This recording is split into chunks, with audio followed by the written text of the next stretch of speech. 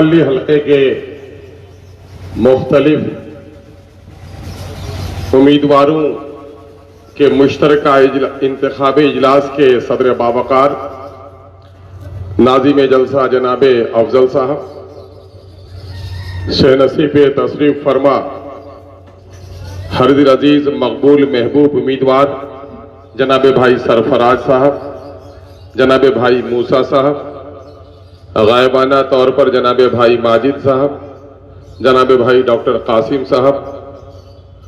اور یہاں پر بہار سے آئے ہوئے رکن اسمبلی نومنتخب جناب بھائی الحاج اظہار اسفی صاحب، کوچا دھامن MLA جناب بھائی انظار نعیمی صاحب MLA بہادر گنج، جناب ڈاکٹر ابو سائم صاحب ترجمان مجلس بہار، جناب بھائی مولانا غلام ربانی صاحب ترجمان سیمانچل، جناب بھائی ایڈوکیٹ عادل حسن صاحب صدر یوتھ کمیٹی صوبہ بہار، مختلف مقامات سے آئے ہوئے میرے بھائیوں، سہ نصیب تشریف فرما دیگر معززین، یہاں کے بزرگوں، نوجوانوں اور عزیزوں، نیک اور پاکیزہ ترین خواتین اور میرے تاجر دوستوں، میں جانتا ہوں یہ شہر عظمت کا، محبت کا، الفت کا، سخاوت کا شہر ہے۔ یہ شہر پرمغز اور بصیرت کا شہر ہے۔ یہ شہر بے باک اور بے خوف لوگوں کا شہر ہے۔ میں اس شہر کے لوگوں کے درمیان میں آپ کے خیالات میں کوئی اضافے کا اہل نہیں، اس کا اعتراف کرتا ہوں۔ میری آمد تو اس وقت اظہار تشکر کے لیے بھی ہے کہ اس سرزمین نے سیمانچل کے اس دور افتادہ علاقے میں جو نیپال اور بنگلہ دیش کی سرحدوں پہ واقع ہے، جہاں دلی کے سلطنت میں بیٹھے ہوئے لوگوں کی بھی نظر نہیں پڑتی، حیدرآباد کے محسنوں نے جا کر وہاں ایک چراغ روشن کیا ہے تاکہ وہاں کے اندھیرے میں اندھیرا دور ہو، وہاں کے لوگوں کو روشنی میسر ہو۔ ہم آپ کی اس احسان مندی کا شکریہ ادا کرنے کے لیے ہم 2000 کلومیٹر دور سے ہم سیاست کا کوئی سبق پڑھانے کا نہ اہل ہیں نہ یہ حماقت کر سکتے ہیں۔ اس وقت پورے وطن عزیز میں جس جرأت مندانہ سیاسی بصیرت کا ثبوت سرزمین حیدرآباد نے دیا ہے، وہ آزاد ہندوستان کی تاریخ کا ایک نرالا باب ہے۔ آزادی کے بعد ہماری قیادت جو گری ہوئی ہو گئی تھی، ملت جو یتیمی کے دور سے گزر رہی تھی، پوری ملت خوف کی نفسیات کا شکار ہو کر احساس کمتری کے سمندر میں غرق ہو رہی تھی۔ اللہ غریق رحمت کرے ان بزرگوں کو جنہوں نے مجلس اتحاد المسلمین کی بنیاد رکھی۔ اللہ غریق رحمت کرے ان والدین کو جنہوں نے مجلس اتحاد المسلمین کے علم اٹھانے والے فرزند پیدا کیے۔ میں ان کو عقیدت بھرا سلام ہی نہیں، ان کے مغفرت اور ان کے درجات کی بلندی کی دعا کرتا ہوں۔ اس وقت آپ کے شہر، جس کے بارے میں اکثر میں بولنے پر مجبور ہو جاتا ہوں کہ شہر حیدرآباد کا تذکرہ آتے ہی نظروں کے سامنے میں چار مینار کے وہ میناریں دکھتے ہیں، لیکن میں سمجھتا ہوں کہ اس وقت شہر حیدرآباد کا جب نام آتا ہے اب چار مینارہ نظر نہیں آتا ہے، بلکہ پوری مظلوم امت کو اگر مینارہ نظر آتا ہے تو دو مینارے نظر آتے ہیں۔ ایک مینارے کا نام اسد الدین اویسی ہے، دوسرے کا نام اکبر الدین اویسی ہے۔ بھائیوں، یہ بات اچھی طرح سے نوجوانوں اور عزیزوں سمجھ لو، بچہ یتیم پھوپھا اور خالو کے مرنے سے نہیں ہوتا، بچہ یتیم ہوتا ہے باپ کے مرنے سے۔ باپ اگر لقوے میں بھی ہو تو بچہ یتیم نہیں ہوتا، وہ کہتا ہے میرا باپ ابھی زندہ ہے۔ دیکھو، باپ کے مرنے سے بچہ یتیم ہوتا ہے اور قیادت چھن جاتی ہے تو پوری امت، پوری قوم یتیم ہو جاتی ہے۔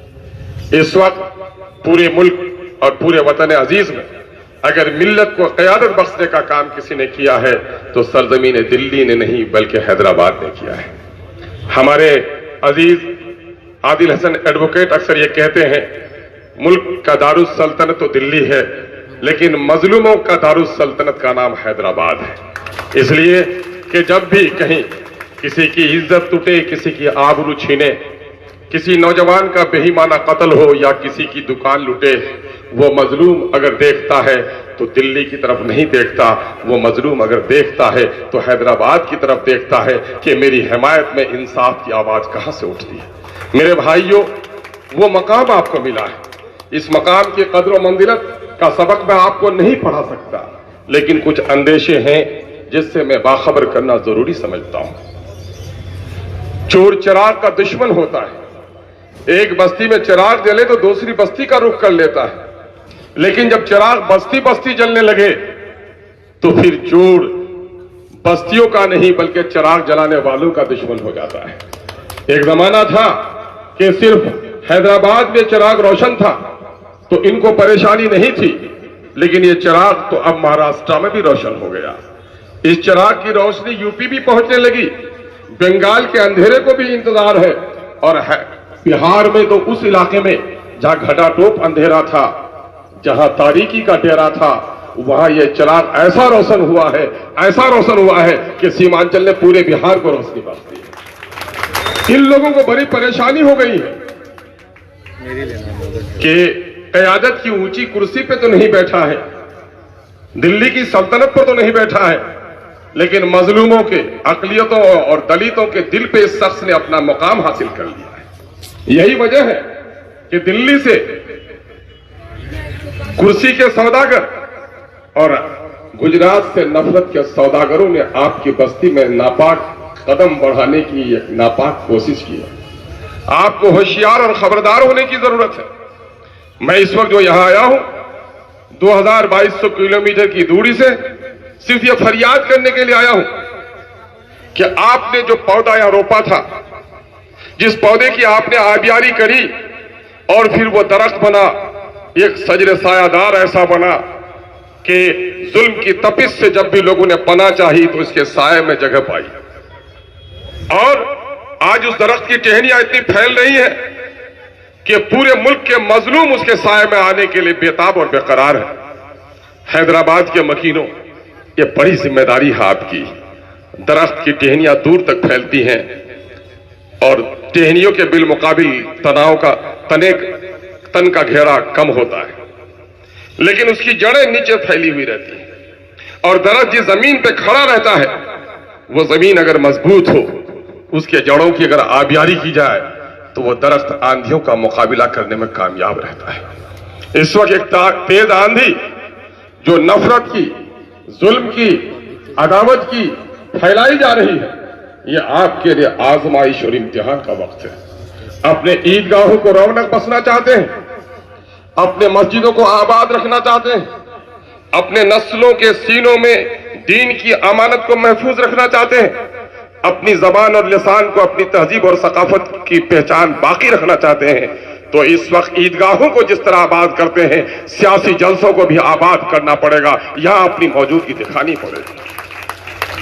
چونکہ ایک بڑے عالم نے کہا ہے، اللہ غریق رحمت کرے، حضرت مولانا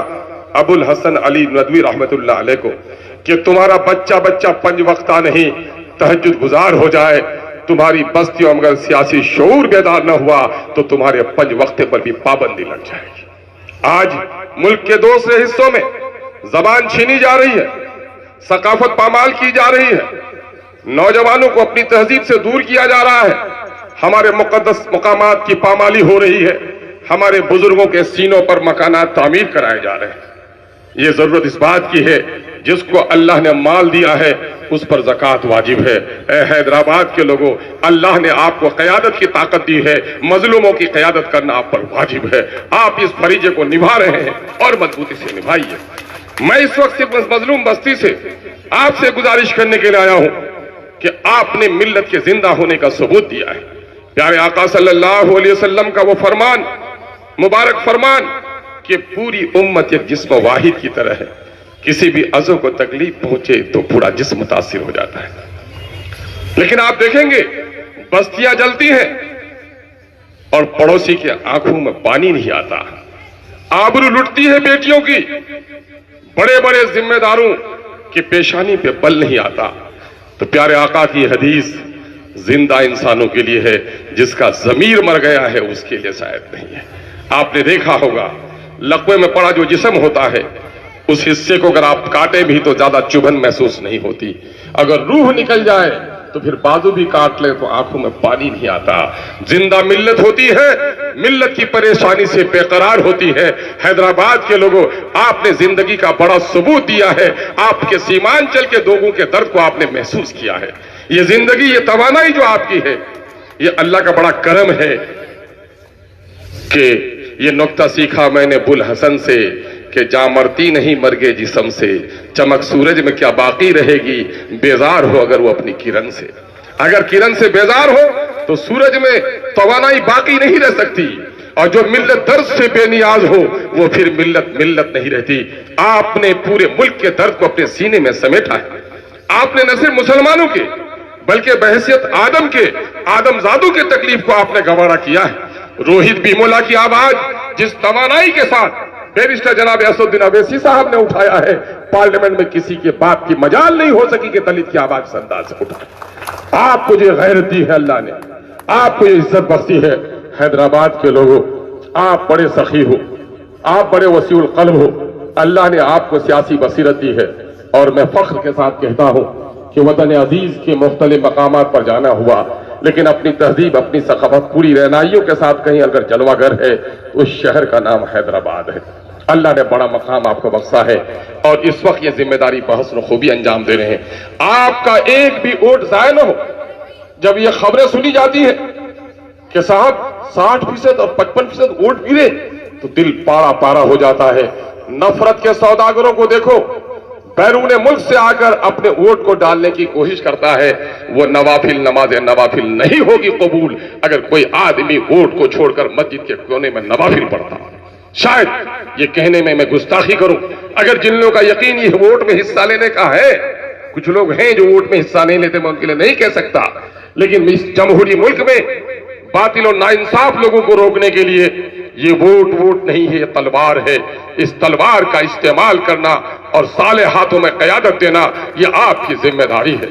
ورنہ نہیں تو تاریخ کی نظروں نے وہ دور بھی دیکھے ہیں، لمحوں نے خطا کی ہے، صدیوں نے سزا پائی۔ اٹھیے، اس وقت نہ صرف اپنے شہر کے کارپوریشن کا الیکشن، نلیوں کا اور گلیوں کا الیکشن ہوتا ہے، صفائی اور روشنی کا الیکشن ہوتا ہے، لیکن آپ دیکھ رہے ہیں دوسرے شہروں میں یہ الیکشن ہوتا، دلی کو کوئی بے چینی، کوئی اضطراب نہیں، لیکن آج آپ کے اس جنگ کو لڑنے کے لیے 56 انچ کے سینے والے بھی آ کر ایڑیاں رگڑ رہے ہیں۔ یہ آپ کی طاقت کا مظاہرہ ہے اور ان کی کمزوری کی دلیل ہے۔ آپ اپنی اس عظمت کو سمجھیے۔ میں امید کرتا ہوں کہ آپ کے ایک ایک ووٹ کا استعمال اس ملک کی سالمیت کے لیے، آپ کے ایک ایک ووٹ کا استعمال آپ کی گلی اور آپ کی نلیوں کی تعمیر کے لیے نہیں، بلکہ اس وقت پورے ملک میں عدل و انصاف کے قیام کے لیے توانائی بخشنے والا آپ کا ووٹ ہوگا۔ اپنے ووٹ کا استعمال کیجئے۔ اور ایک بات اور کہنے کی حماقت کر رہا ہوں، معاف کیجئے گا، ایک بڑے عالم نے کہا ووٹ امانت ہے اور وہ حقدار ہے اس کے ہاتھ میں ووٹ دو جو اہل امانت ہے۔ ووٹ وکالت ہے کہ جو جن کو درست سمجھو اس کے لیے وکالت کرو، اور ووٹ شہادت بھی ہے کہ اللہ کے ہاں کل جواب دینا ہوگا کہ کسی باطل کے ہاتھ میں تلوار دے کر تم نے سماج میں ظلم کا اضافہ تو نہیں کیا۔ اس لیے اس ذمہ داری کو ادا کیجیے۔ ہمیں امید ہی نہیں، پختہ اعتماد ہے کہ میری تمناؤں اور میرے خیالات سے بھی بہت اونچے ہیں آپ، اور آپ کا ایک ایک ووٹ نہ صرف آپ کی گلیوں اور نلیوں کے لیے بلکہ اس ملک کے آئین کی حفاظت کے لیے، گنگا جمنی تہذیب کی بقا کے لیے، آئین جمہور کو مستحکم کرنے کے لیے، بابا بھیم راؤ امبیڈکر کے دستور کے تحفظ کے لیے آپ اپنا ایک ایک ووٹ ڈالیں گے اور وطن عزیز کے مظلوموں کی وکالت کرنے والی طاقت کو اور توانائی بخشیں گے۔ شہر حیدرآباد زندہ باد، حیدرآباد کے مکینوں زندہ باد۔ جناب سرفراز صاحب، نمائندہ کارپوریٹر احمد نگر جناب اختر علی مان صاحب کے گلپوشی کر رہے ہیں، اور جناب موسیٰ صاحب آصف نگر، دیگر بہار سے آنے والے ہمارے مہمان ایم ایل اے کا